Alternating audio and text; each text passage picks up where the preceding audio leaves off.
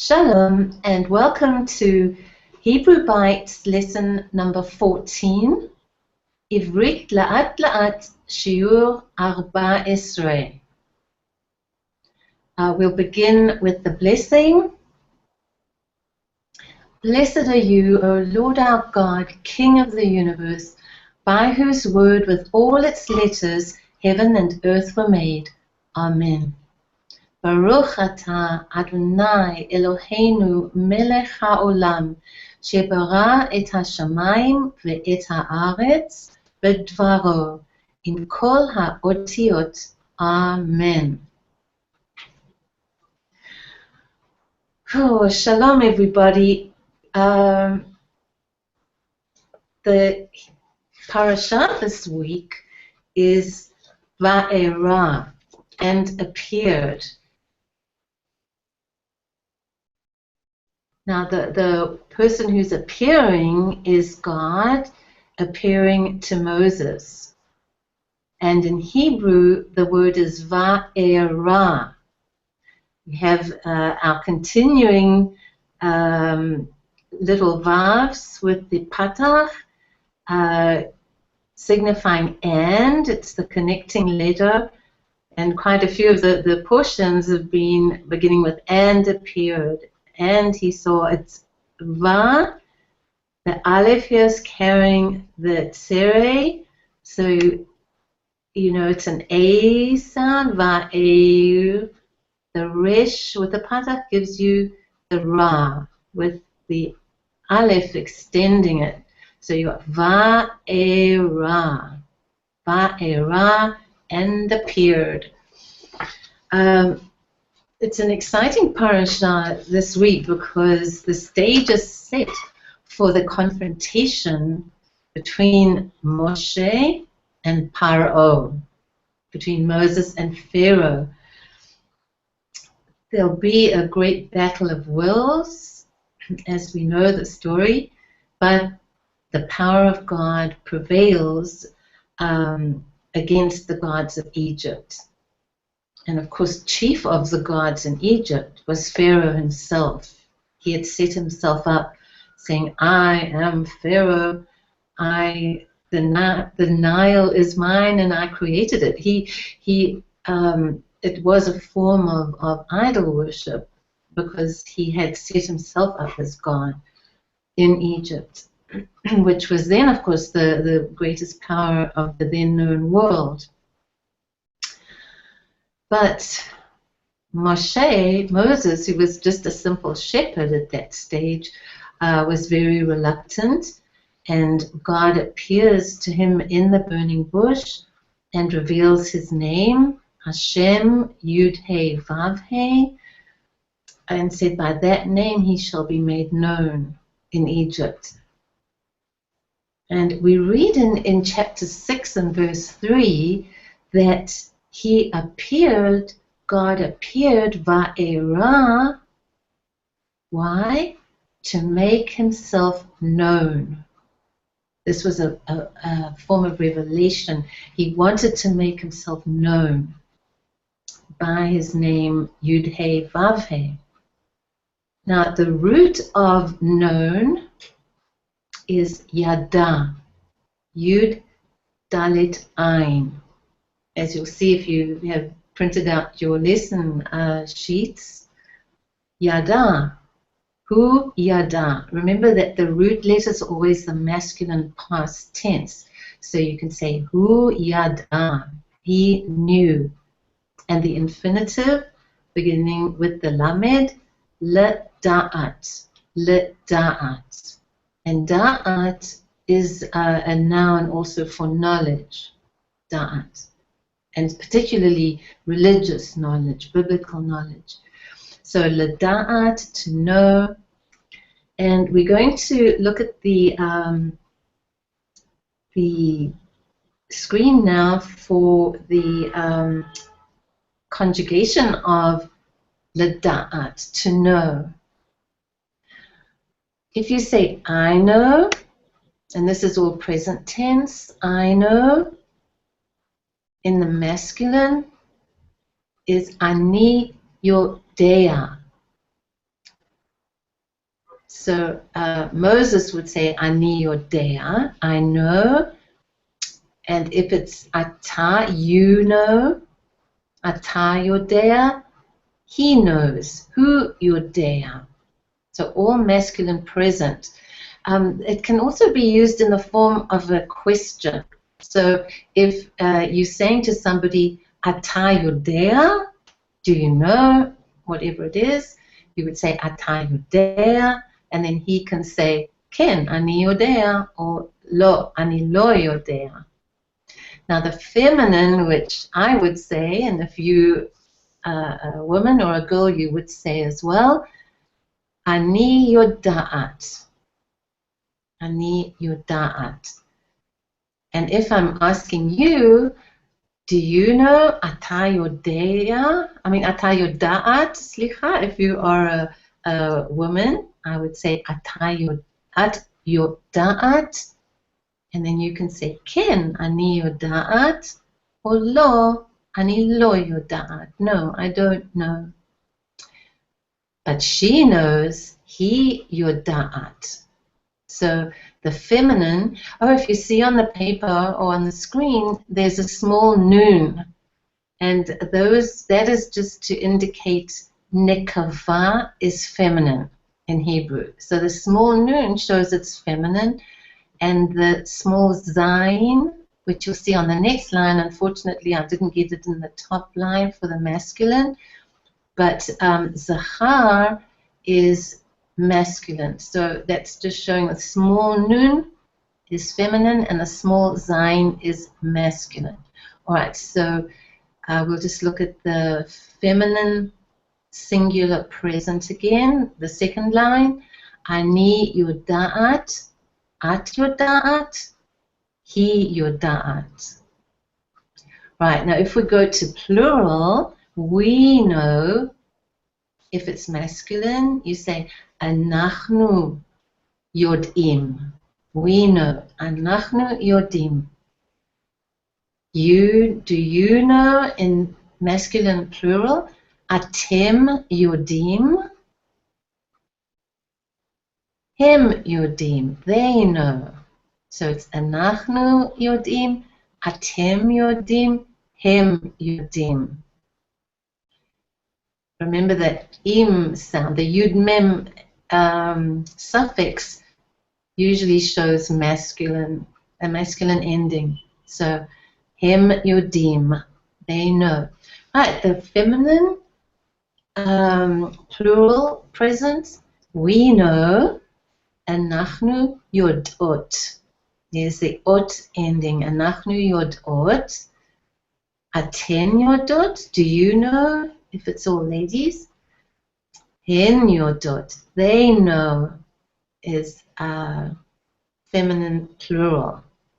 So anachnu yodot, aten yodot, hen yodot. Very simple. You start hearing the pattern and the music almost of the words. So if you say, how would you say Moses knows? Hu yodea. How do you say Sarah knows? Sarah yoda'at. How do you say all the boys know? Hem yodim. Hayeladim yodim. How do you say the girls know? Habanot yodot. So that's just a handy reference to keep. Right, we'll continue now with the biblical narrative for a moment.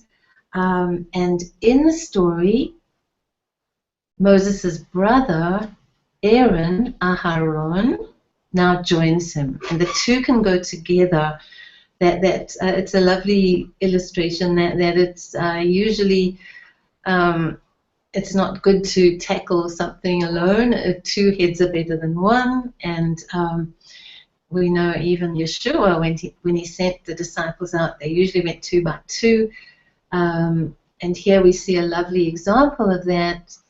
Moses, Moshe, ve'Aharon, Hem ovdim beyachad. They are working together, going together to Pharaoh. Now the brothers, ha'achim, are from a family of priests, the Levitical priesthood family, and in Hebrew, priests are called Kohanim. So Moshe ve Aharon hem Kohanim. And when the Israelites are freed from Egypt and are in the wilderness, Aharon will be anointed and appointed the high priest, Kohen HaGadol. HaGadol is the usual word for big, but it's also in this case the high. He's the high priest, Kohen HaGadol, chief priest. And then, of course, when that happens and it's not smooth sailing in the wilderness, that there's complaining and muttering and jealousy, and some of their cousins who are also Levitical priests, they're also Kohanim, they challenge his authority. And they say, now, how come you have to be the high priest? We're just as knowledgeable, we know just as much. And Nachnu Yodim. So with the challenge, of course, God gives Moses the answer, I'm sure, to say, bring all your rods and we'll leave them overnight in the Mishkan, in the tabernacle, and we'll see, let God choose. And then what happens, in the morning when they go, Aaron's rod has budded.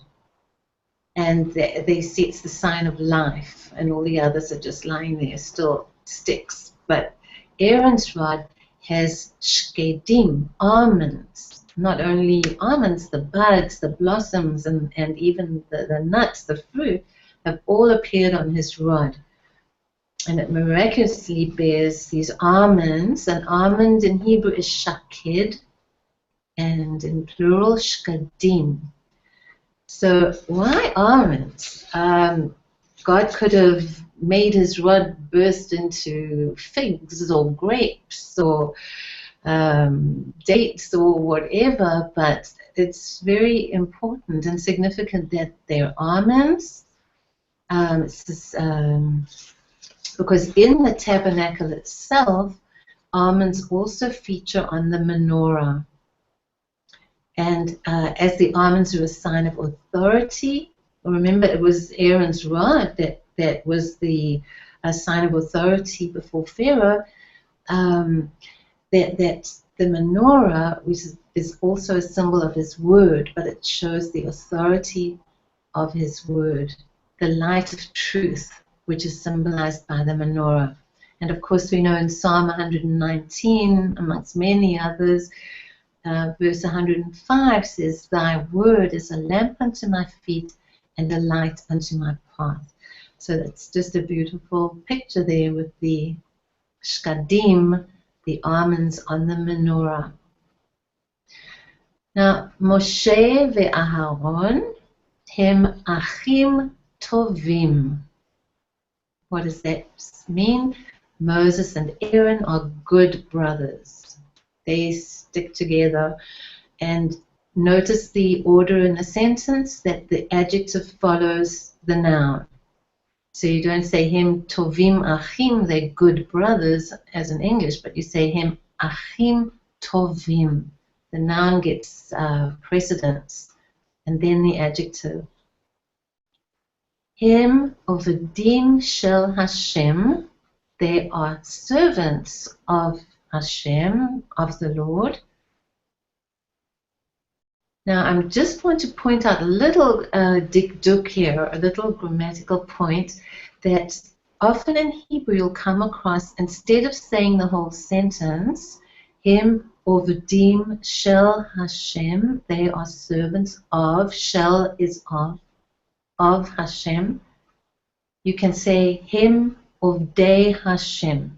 So when you see the little yud there and the a ending him ovdei Hashem, it's just constricting the sentence, as it were. It's called smichut. It's like contracting the sentence. making it just shorter, more economical with words.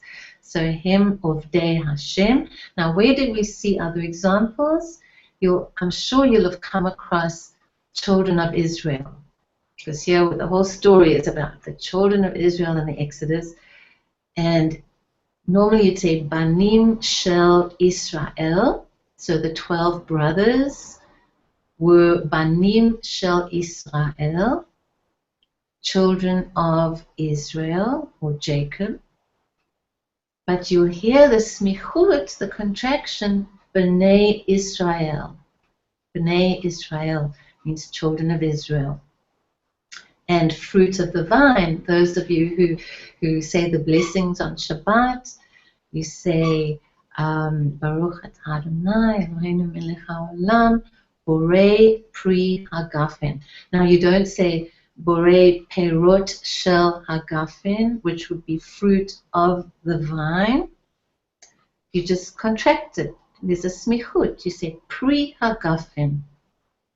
And it's always the little yud that gives the clue that it's a smichut. Pri hagafen. Months of the year. You don't say chodeshim. Chodeshim are months of shel, the year, hashana. Chodeshim shel hashana. There's a smichut, and you could say chodshei hashana. That's months of the year. That's just a little point in case you come across that in the future. Right, as Moshe and Aharon evidence, the path of knowing God is one of obedient service. They are Ovdei Hashem, servants of Hashem. And we see illustrated in the design of the tabernacle. Tabernacle in Hebrew is HaMishkan. And in the Holy Temple, Beit HaMikdash, that it was a place of service as well as worship. And service and worship become one. Avodah. And the word avodah in Hebrew means both work. Like here in Israel, people will say, the father, when he leaves the house, will say, Tov, ani olech la'avodah, I'm going to work. But avodah also means worship.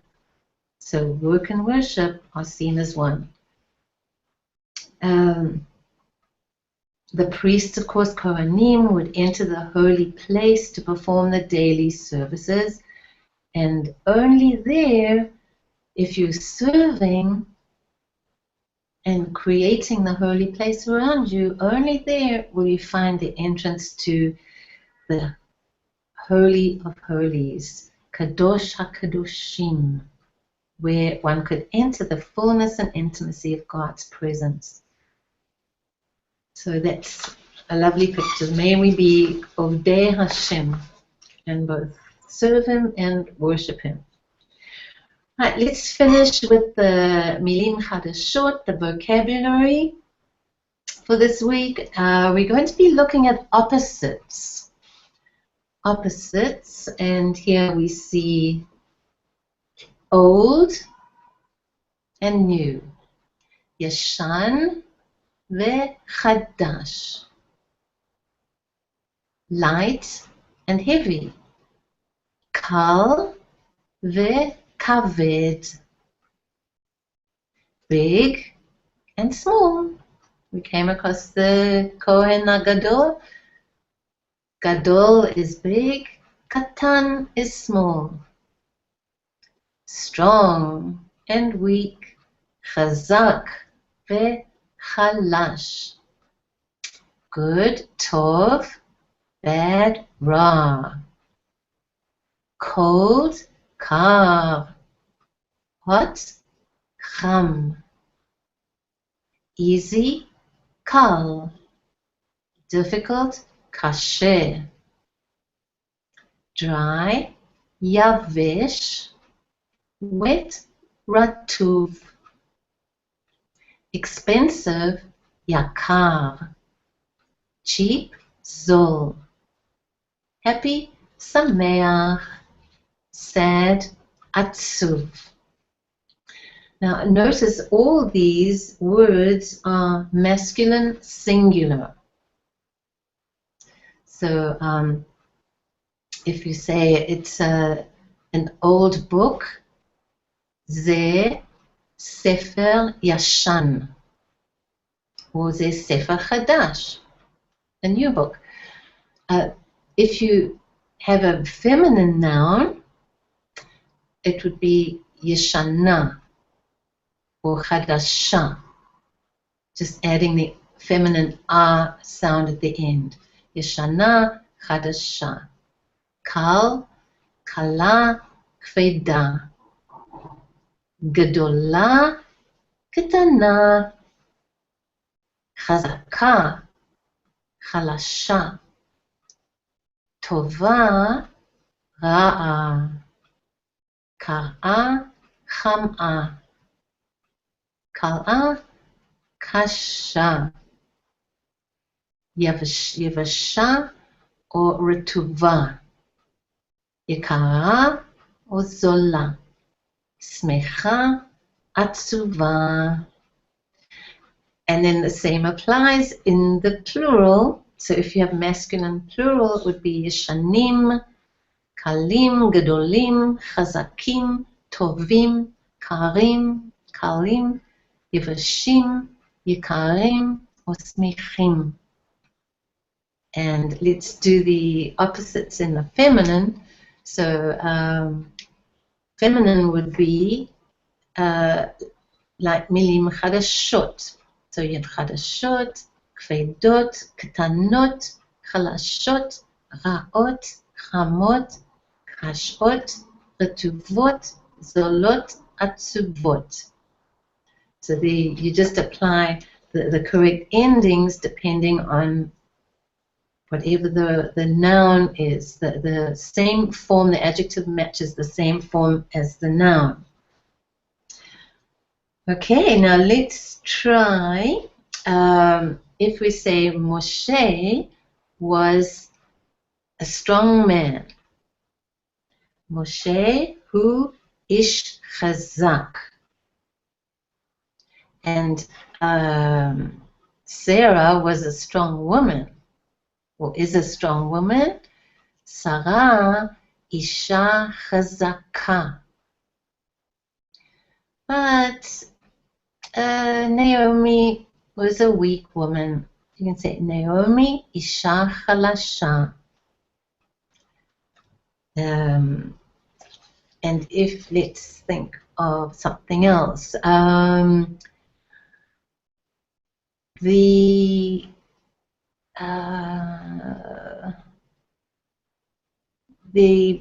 books are expensive.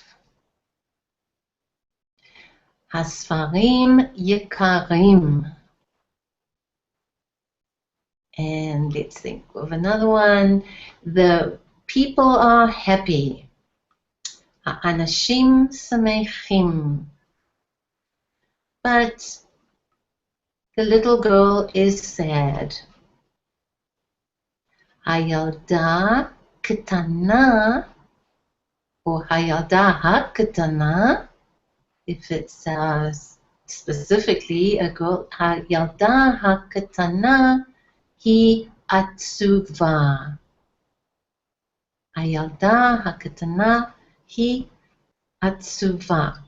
All right, now I'll say one and you give an answer, okay? Hebrew is, would you say easy or difficult? Ivrit, he, because the language, it's feminine, safa is a language. So Ivrit, he, would you say kasha or kala? It's a little bit difficult, so you might say Ivrit, he, kasha. Ivrit, he, kasha. How would you say the wet dog is sad? Have a look, see if you can find out. Dog is kelev. All right, so masculine, kelev.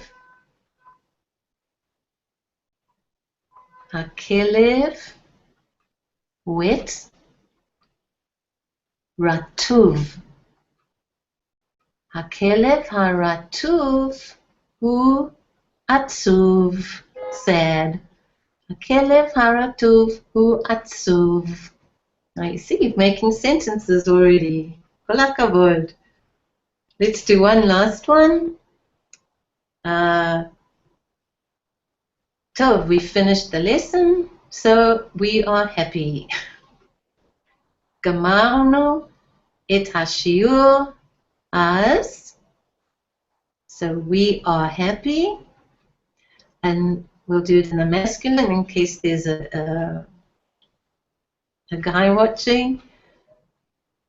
So how would you say that? אנחנו שמחים. הוא שמח. הילד הוא שמח. אנחנו שמחים. So how would you say the girl is happy?